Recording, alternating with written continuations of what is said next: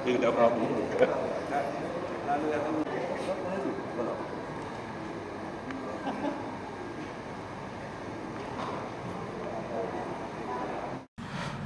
Gubernur Aceh Irwandi Yusuf menghadiri pembukaan masa persidangan 2 DPRA tahun 2017 tentang pembahasan rancangan kanun tentang pertanggungjawaban pelaksanaan APBA tahun 2016 di gedung DPRA Rabu 19 Juli 2017.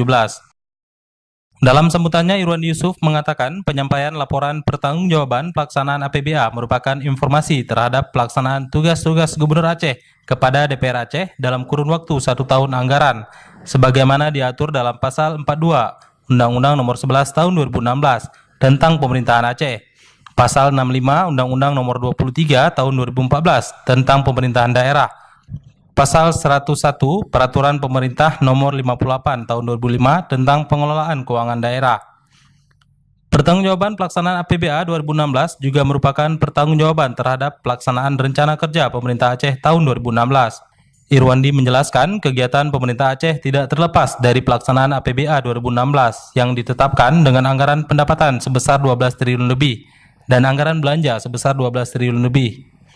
Pada tahun anggaran 2016, kata Irwandi, program dan kegiatan yang telah direncanakan pada setiap SKPA realisasi keuangan telah dapat direalisasikan rata-rata di atas 90%. Turut hadir dalam sidang tersebut pimpinan DPRA, Sekda Aceh Dermawan, para asisten, Kepala Biro Humas dan Protokol Pemerintah Aceh Mulyadi Nurdin, serta pimpinan SKPA lainnya.